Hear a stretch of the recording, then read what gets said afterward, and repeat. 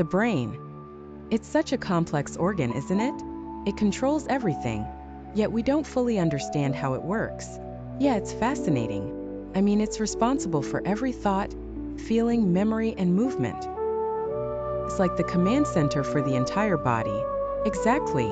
The brain is divided into different regions, each with its own specialized function. There's the cerebrum, which handles higher brain functions like thinking and planning. Then there's the cerebellum, which coordinates movement and balance. And don't forget the brainstem. It controls basic life functions like breathing, heart rate, and digestion. Without it, we couldn't survive. Right, the brainstem is crucial for life, but the cerebrum is what makes us human. It's where consciousness resides. The cerebral cortex, the outer layer of the cerebrum, is divided into 4 lobes: frontal, parietal, temporal, and occipital.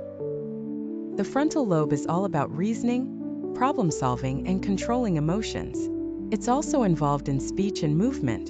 The parietal lobe, on the other hand, processes sensory information, things like touch, temperature, and pain. And the temporal lobe handles memory and auditory processing, while the occipital lobe is all about vision.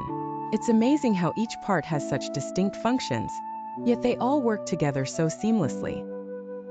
What's even more incredible is how the brain can rewire itself through neuroplasticity. If one part of the brain gets damaged, other parts can sometimes take over its functions. It's like the brain is constantly adapting and learning. That's neuroplasticity for you. The brain's ability to change and reorganize itself. It's why we can learn new skills or recover from injuries.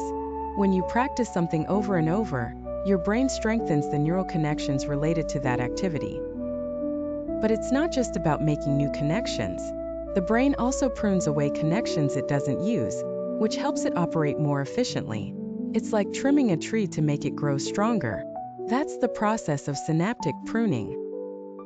And speaking of synapses, those are the tiny gaps between neurons where neurotransmitters are released. Neurotransmitters are chemicals that carry signals from one neuron to another. Yeah, like dopamine, which is involved in reward and pleasure, or serotonin, which affects mood. These neurotransmitters play a huge role in how we feel and behave. Imbalances in them can lead to conditions like depression or anxiety. True, and then there's the role of the limbic system, the emotional center of the brain.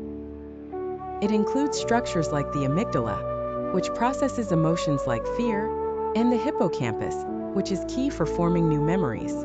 The hippocampus is also involved in spatial navigation, like remembering where you put your keys. It works closely with the prefrontal cortex, which is involved in decision-making and social behavior. And don't forget about the basal ganglia, which help regulate movement. When the basal ganglia aren't functioning properly, it can lead to movement disorders like Parkinson's disease. So many systems are working together in perfect harmony. And then there's the brain's connection to the body through the nervous system. The peripheral nervous system sends information to and from the brain, controlling everything from voluntary movements to involuntary functions like digestion. Right, and the autonomic nervous system, which is part of the peripheral nervous system, controls things we don't consciously think about, like heart rate and blood pressure. It's divided into 2 parts: the sympathetic and parasympathetic systems. The sympathetic system is the fight or flight response, while the parasympathetic system is the rest and digest mode. Together, they help us react to stress and then recover from it. It's incredible how the brain and body are so interconnected.